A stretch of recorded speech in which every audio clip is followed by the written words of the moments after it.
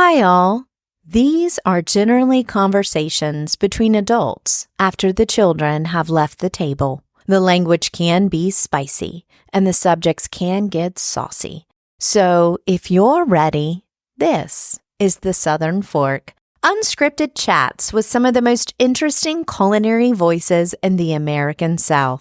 This region is one of the country's vacation and retirement playgrounds. But beyond the warm weather and beautiful scenery, there's a rich culture steeped in community and often dark and complicated history, and plenty of innovation among the tradition. I'm Stephanie Burt, and I've spent a career covering this region for magazines, newspapers, and websites. And to me, the best introduction to the American South is through its food culture and the growers and makers who make it delicious. I invite you to come on the road with me from the Appalachian Mountains to the clear waters of the Gulf of Mexico and everywhere in between. I'm always hungry for that next bite, thirsty for the next sip, and ready for the next conversation. Let's dig in.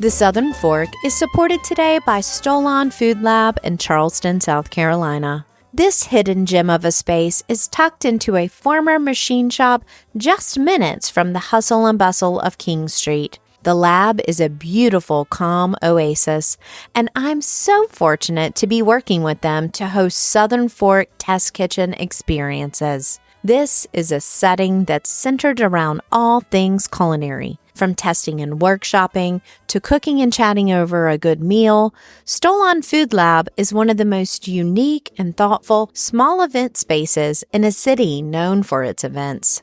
The Food Lab is filled with natural light, plenty of space to work and mingle, and an aesthetic that will add a relaxed elegance to any gathering.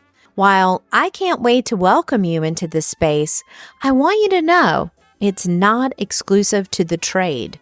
Stolon Food Lab welcomes inquiries about how you might be able to host your next gathering there too. Visit stolonfoodlab.com, that's STOLON foodlab.com, to get the conversation started. See you at the lab soon! Over more than half a century as an editor at Knopf, Judith Jones became a legend, nurturing future literary icons such as Sylvia Plath, Ann Tyler, and John Updike. But although I was an English major, I first learned of Judith Jones years later when I learned that Edna Lewis, M.F.K. Fisher, Claudia Roden, Madhur Jaffrey, James Beard, and most famously Julia Child all had the same editor. Her, Judith, celebrated the art and pleasures of cooking and culinary diversity, and in the process, changed the way Americans think about food. Sara Franklin's new book, The Editor, is a highly anticipated biography of Judith that details her astonishing career, and it is my suggestion for a perfect summer read. Sara is a writer and editor in her own right, of course, with bylines including the New York Times, the Washington Post, and The Nation. In this conversation, we delve into the nature of serious cookbooks, the art and craft of recipe writing, and the cultural significance of writing about food. Sara writes and teaches at New York University's Gallatin School for Individualized Study, so this conversation with me was via Zoom from her home in Kingston, New York. Welcome to the Southern Fork, Sara. Thank you so much for having me. I'm so glad to be here. I've been such a straight fangirl for a long time of your work, and I remember that it's got to be 3 to 4 years ago now when you said you were going to write this book and you showed maybe the publisher's marketplace acceptance of your manuscript then or idea proposal. I got really excited. So I was probably waiting with bated breath, the one over here in South Carolina waiting for this book to come out. And it did not disappoint me. So I'm excited to Thank talk you so about it. much.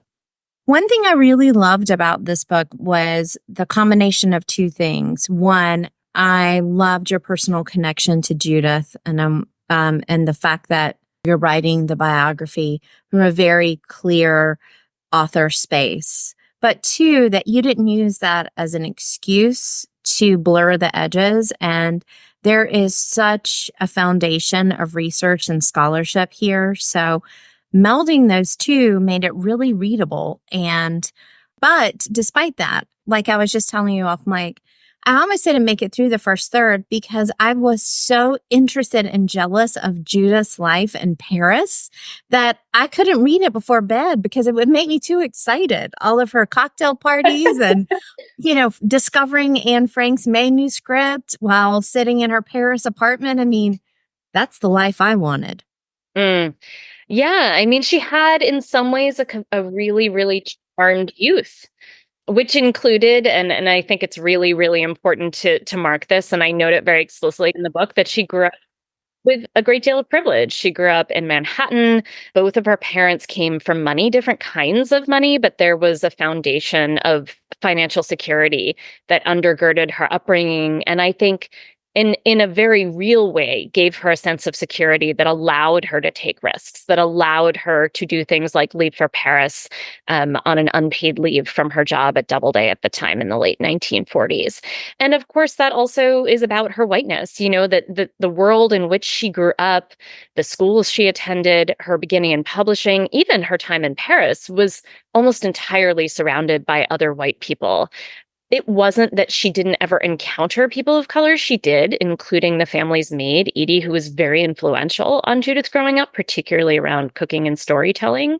Yes, you include that in the book as well. Mm-hmm. Yeah, because it was, that first sense of difference was a real awakening moment for Judith. I think it didn't quite gel until quite a bit later in her life, but that stayed with her as an early kind of aha moment of this is a way that we can connect across difference.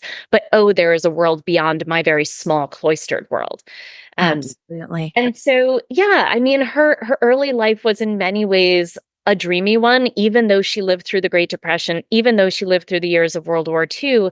There was a very real way in which she was as free as a woman could be during those decades. And she knew how to take advantage of that freedom.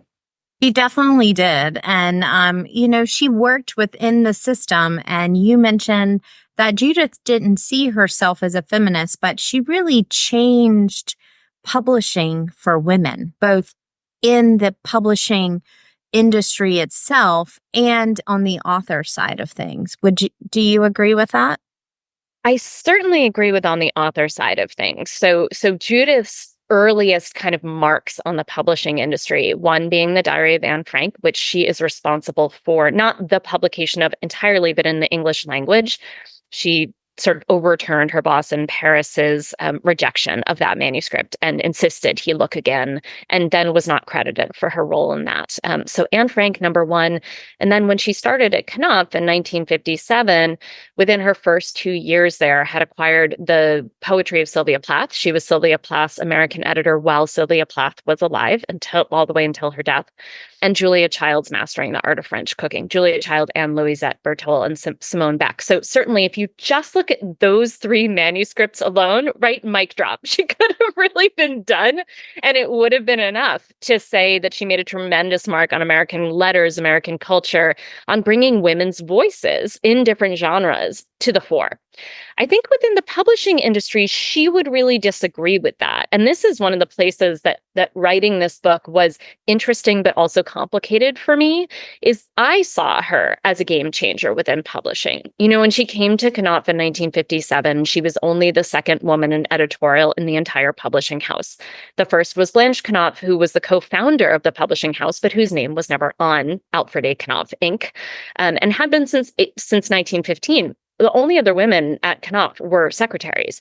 And so what Judith told me was that her first many years there, she was really treated much more like a secretary. Her first desk there was in the secretarial pool. She didn't have an office. She didn't even share an office with Blanche Knopf. She was out among the secretaries, which enhanced that image that she was less than, right? Her editorial peers. But the main reason that I think that Judith might disagree with that statement is she really believed, as you said earlier, she was working within the system, that the only way she could get ahead, and this was certainly true for the first decade plus of her time at Knopf, was to keep her head down and to be very, very careful and discerning about where she spoke up on behalf of her own desires editorially and her authors, because she understood that she did not have a lot to work with, not a lot of capital within the publishing house or within the publishing industry as a whole. And so she had to be very quiet and do a lot of grunt work for other people and behind the scenes for a very long time before she even editorially earned herself some autonomy, some freedom, some sway. And she really never got good at advocating for herself. She got better and better at advocating for her authors as her career progressed. And there's a chapter devoted to her relationship with Edna Lewis in this book, and particularly her sort of real defensiveness about exploitation of Edna Lewis. But I would say in publishing, she was not a ringleader. She did not want to be identified as a game changer, as a political force, as a renegade, as a maverick, as any of those words that I might have liked to assign to her. It just simply wasn't how she identified herself. So I think it's important to honor that in this book, there was a writer more than 60 years her junior who had a sense of who she was historically, culturally, right? But I didn't live it. And as she was living it, she did not see herself that way. So it is a tension threaded throughout the book in kind of the narration of it. We're really focusing, like she did through much of her life, on the cookbook sector of things, because this is a chef and cooking show and all about food and context. And I probably wouldn't be doing this sitting here today without watching Julia Child on television, which is based on those books. But cooking was seen as something that was silly or not really culturally relevant. And it's still, I would like to say, Sara, outside the South, my number one question when I tell someone, hey, I'm a food writer, or I'm on an airplane and I decide to mention what I really do instead of lie, which is like, I work on IT. Nobody ever asks a follow-up question. But if you say that you're interested in food in some way, then I think of myself as a cultural critic, that I am looking at the culture through the lens of food. And so somebody said, oh, you review restaurants, and they don't even to this day read the stuff that we all read. And I have a hard time answering that question. So even now, I am part of that legacy, and you are part of that legacy because you're on a much more elevated and academic side of this cultural critiquing than I am, but she saw it as cooking. She saw it as connecting to these personal stories. How did she find the authors? Did she have a system? You talk about individual people that she interacts with, but it was a wide, diverse range of ethnicities and cultural backgrounds and ages and areas of the world and country. Yeah, she did not have a system. And she made this very clear to me in our conversations, but it was also made ever more clear to me as I spent time in the archives looking at her editorial files. Some of the books came her way completely by happenstance, starting with the manuscript that became Mastering the Art of French Cooking. Her colleagues at Knopf did know that she was very interested in food and cooking. It made her an anomaly, as it makes you and me an anomaly in any space, right? Yeah. Right. All through graduate school, even in a food studies program, anytime I stepped outside to take a course in sociology or economics, I was always the rogue food person and looked at a bit askance, that's not a serious thing. And doubly so, I think, because I was a woman, there was a sense of, what are you doing to yourself? Take yourself more seriously than that, is the message that I sort of felt rippling off people when they raised their eyebrows at the fact that I studied food, and particularly women writing cookbooks in food. It's like, oh my God, how could yes, possibly? dumb yourself down so much as to write a dissertation about that. That's sort of the set. So yes, so in a way, Judith sort of turned her taxi light on, saying, I'm interested in these things. And then certain things came her way because of that, because there was no one else at Knopf, but there weren't many people in publishing, period, who were interested in serious cookbooks at the time. There weren't many serious cookbooks, period, to be had, right? So both she became the recipient of the manuscripts that were in process, or that may have been looking for a home for some period of time. Again, mastering is a really good example of that. But as she expressed her interest, as people in the industry, agents and colleagues alike, scouts, etc., began to understand that she was seriously interested in cookbooks, and once they saw the success of mastering the art of French cooking and what Judith could do for a cookbook in terms of her rigorous literary treatment of a cookbook manuscript, right? Making sure that it was perfect. The recipes had to be perfect, that it was thorough, that it explained how to purchase ingredients. And as her career evolved, more and more focused on personal storytelling, cultural storytelling. So the headnotes, the prose within a cookbook became more and more important in a way that Judith really kind of invented the modern cookbook, because that idea of personal storytelling through the lens of food woven into the form of a cookbook was something that she really helped co-invent together with her authors. So as people began to sense that she was more serious, more things came her way. So for example, when Craig Claiborne became the food editor at the New York Times, they developed an interesting collegial partnership where he was sort of the newspaper version, and he did a lot of scouting and reporting, and she would learn about interesting and talented home cooks through him. So Madhur Jaffrey is a really good example of that. It was Craig Claiborne who went to a dinner party at Madhur Jaffrey's house and wrote a profile of her. And that's how Madhur Jaffrey came onto Judith's radar.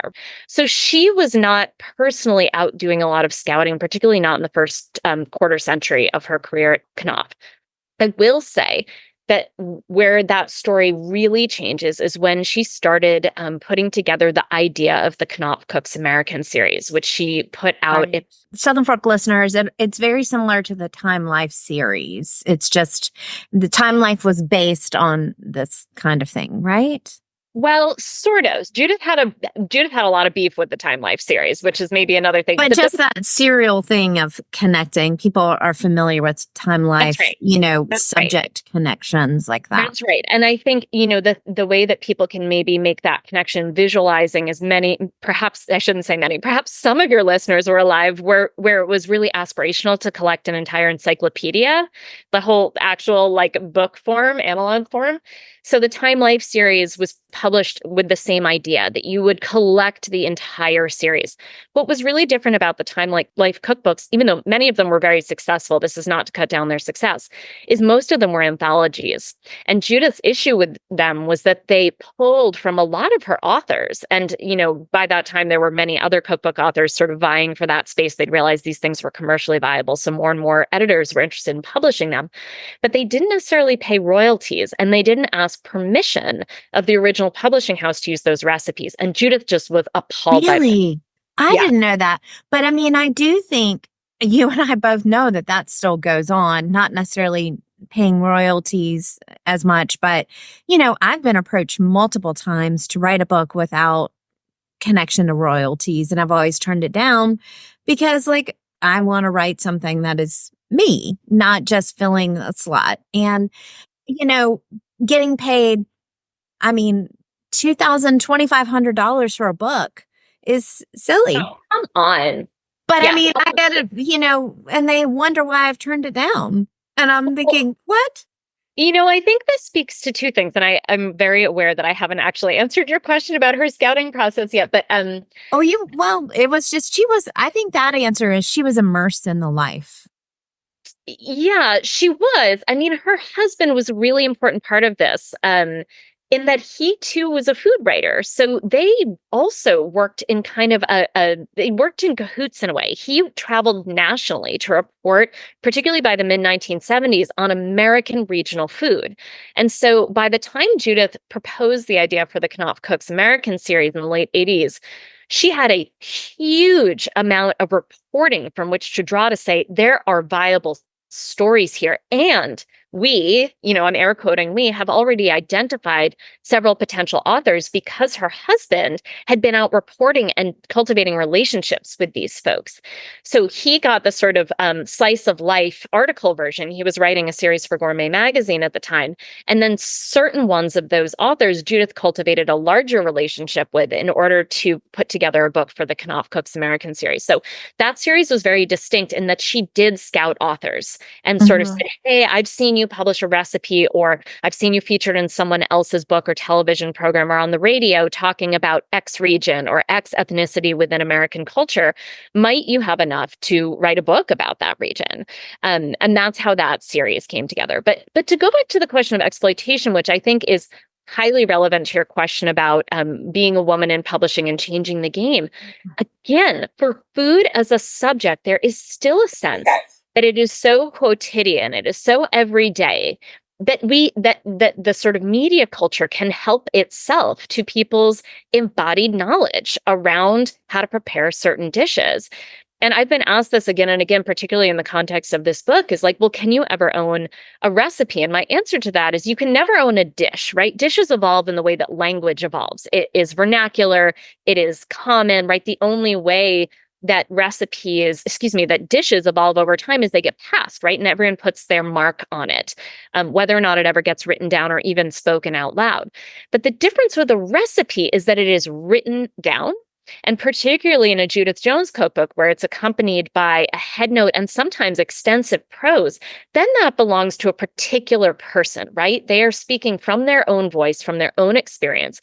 And the idea that that could just be lifted, that could just be commodified for another publisher's or another publication or media outlet's use, I think, as you said, is still going on very readily. And there is something about food in particular, because it tends to be women's labor, because it is care work, because it is often unpaid when it is done in the home. And it's hiding in plain sight. And it's hiding in plain sight. That's right. Right here. And so it doesn't feel special. Yes. Like a Botticelli painting would. It's very different. It feels or like a poem.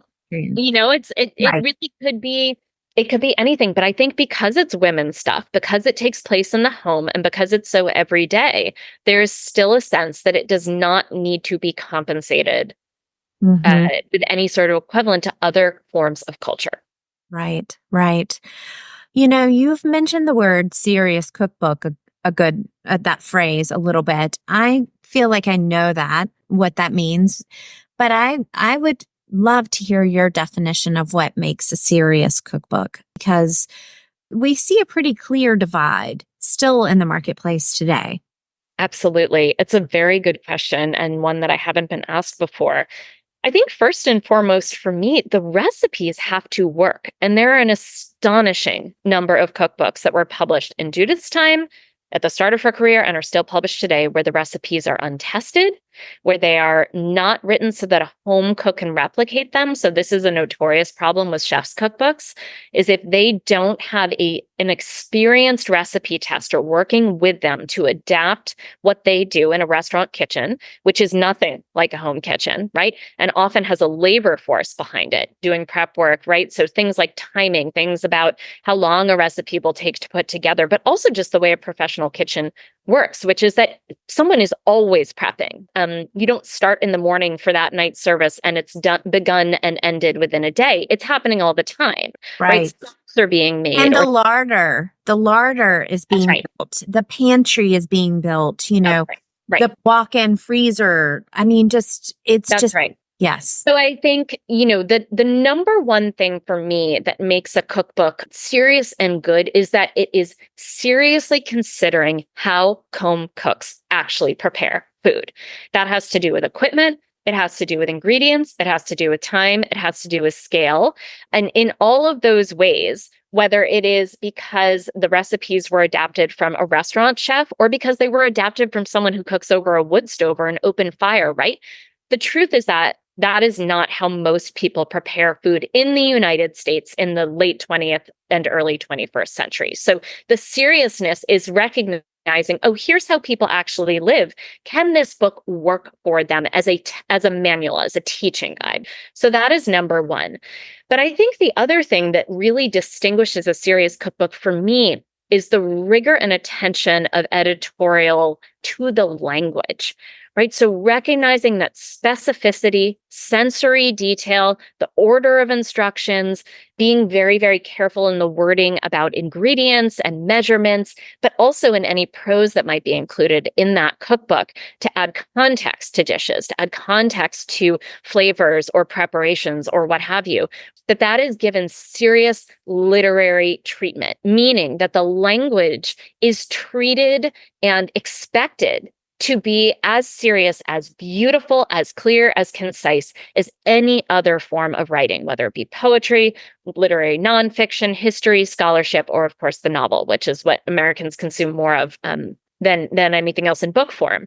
So the idea that a cookbook is not a throwaway form, or that it's not merely a marketing tool. And I think as we've seen, particularly the advent of cable television, but much, more recently, the internet and social media, many, if not most cookbooks that get publishing deals with major publishing houses are marketing tools more than they are meant to be sort of evergreen teaching guides or storytelling vessels. Right. It is a completely different experience as a home cook myself to cook from a serious cookbook than it is to cook from a marketing cookbook, whether that is overtly marketed like my Martha White cookbook from the Grand Ole Opry, which I still love. That's a 1990 cookbook. And I have my buttermilk pie recipe and my banana bread. So there is a place for that in my kitchen as well. But I feel so much more connected when I'm cooking from a Jacques Pepin recipe, or I'm cooking from one of Edna Lewis's books, or I'm cooking from Vishwesh Bhatt's book, I Am From Here, and I know Vish, and it feels like Vish is in my kitchen because his writing is lyrical in the sense that the way he speaks. And so it's a completely different place to cook from. Did you find yourself cooking more or less during this 3-year period? You had a lot of life transitions too. It was more than 3 years. I sold this book in the spring of 2019, so it's actually been more than 5 years since I sold. Oh my goodness, Sara. And I was working on it far earlier than that. I met Judith in January of 2013 for people that haven't read the book. So more than 11 years working on and thinking about Judith from point of meeting until publication of this book. So a very long time. Was I cooking more or less? I mean, I now have 7-year-old twins, so I cook constantly because they need to be fed. My cooking has changed so dramatically since I had children, and also the pressures of being a working parent, and for the last 4 years being a solo working parent. But that happened for Judith as well. When the children came late into her life, it was children from another relative. And that's so right. It really cramped her big, long style as well. And it's just shifted. A major difference there is that her husband, and they were married for more than 4 decades, was in some ways the background cook, right? He was the one who could start prepping during the workday. There was a gender sort of bending to their marriage where he worked really from home and very flexibly. And so he could do what any home cook wants to be able to do, which is that cooking all the time, right? To be able to start something, to be able to marinate something, to be able to start a bread dough, those little bits that don't take necessarily a lot of time, but that cooking really, really satisfying. I think home cooking takes place in little bits all the time and then has moments of concentrated attention. But you're always doing something towards the eventual preparation of a meal. So did I cook more? That is such a great explanation. Thank you. Yes. I mean, exactly I think what's happening. Yes. Yeah. So in some ways, I cook more that way than I ever have. And in part, that's because 8 years ago, I left New York City and I now have a large garden again. I had been working in sustainable agriculture before I moved to New York City. So talk about long process. It's a constant in even larger ways. It's the putting the compost on the soil in the fall so that in the spring, my soil's ready to plant herbs and vegetables. It's making sure I go out and take care of my chickens so they don't get nabbed by a hawk, so that I have the fresh eggs that I want to be able to cook with. So again, that idea that cooking is a continual process, I think for me, I spend probably a lot less time doing that intensive, concentrated at the stove cooking or at the counter. But I am thinking about food constantly. I am planning, I'm prepping, I'm going out to look at how a plant is doing. I'm out running errands that might have to do with my children, but I stop at my butcher shop to have a conversation about what he's got this week. And that affects the meal planning I'm doing. So I find it much more satisfying. But the truth is, I almost never cook from cookbooks, and I almost never have.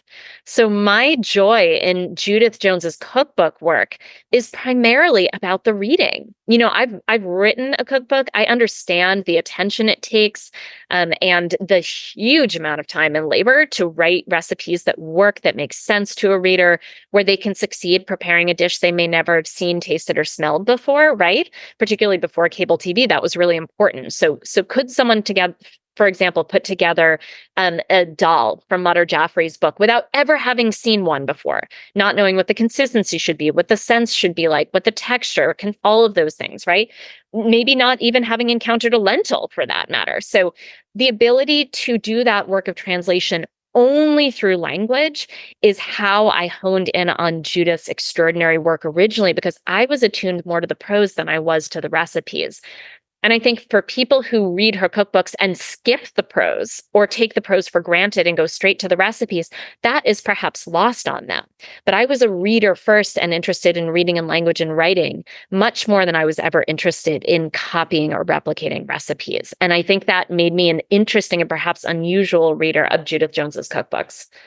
Well, this has been my kind of summer read. I get a lot of books and I don't often finish them, but I read this one all the way through. You don't have to read the entire book to do an interview on it, but I mean, I will always remember this book and the time of life that I spent reading it this spring. And I think Judith is such a wonderful example for me to follow, but also just culturally, you shining a light on that nuance of how actually culture shifts and changes and how one person can really, really affect that just by her dogged interest and intuition. So I have to ask you, I know that this is more of a theoretical conversation, but I end every show by asking my magic picnic basket question. So I would like to ask this of you. It's also a theoretical question, so it fits well. I am so honored to welcome you to one of the Southern Fork guests. And this is a question I just reserved for Southern Fork guests. It is a magic picnic basket where I can go back in time and ask anybody to make one more bite of something that you would love. I can source for you, although your garden is probably pretty good. I've got some Southern ingredients down here if you need them. I can cook a little bit, and I would love to put some things in that basket for you. Doesn't have to be a composed picnic, just some things that bring you life. What can I put in that basket for you today? I really love to eat so simply. There would be deviled eggs. There would be very sharp, heavily paprika deviled eggs in that basket. There would be a wild blueberry pie made with a lard and butter crust. That feels very important to me, to be specific. So the mix of leaf lard and butter. Okay. That's right. I want the flavor and the flake. And if somehow we can transport ice cream in that picnic basket, ice cream is very important to my summer, in my all the time diet, but especially in the summertime, really good vanilla ice cream. The truth is, but what I really want is a collection of very, very good fresh vegetables and delicious stone fruits. I want apricots and I want snap peas and I want sweet corn and asparagus that have just been cut so that their sugars haven't had a chance to become starchy and tough and lose that sort of delicious snap and sweetness. I love all the vegetables. And if I were Southern, and I am, I would have to have a little ranch dressing in there. But other than that, do you have a dipping thing for all of those things, like the fresh peas? I don't have a single one. I love a sweet pea and either yogurt or creme fraiche or sour cream with some sort of allium. It could be a chive. It could be a garlic scape, ramps if they're in season, anything to give it, or shallot, anything to give it that sort of allium pop. But I'm really simple in the way that I prepare food and eat these days, because when things are, as any good eater and cook knows, when things are in season, you just don't have to do much to them. I think the truth is also that I'm a little bit of a lazy cook and eater. And so it has translated into really recognizing what I love to eat in its sort of most unadulterated form. And that's also pretty healthy for you and your kids. So I mean, if we're gonna get greedy here, like I would really like some East Coast oysters with some mignonette, and I would love a whole trout just drowning in butter and parsley, with some really crispy skin. We could keep going here, but it's still real simple. It's real it simple, is. elemental. Trout and butter, crispy skin. That's perfection. Yeah. That is perfection.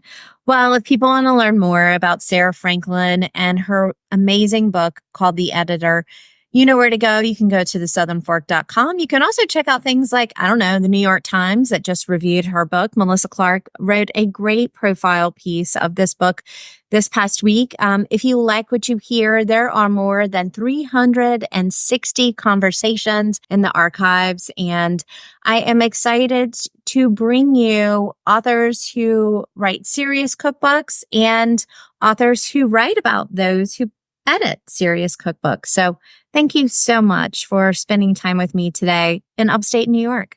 Thank you for having me. It's been a pleasure.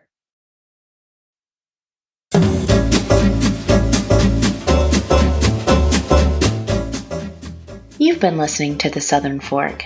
I can't wait to bring you more culinary conversations, but in the meantime, I have one question. Are you gonna eat all that?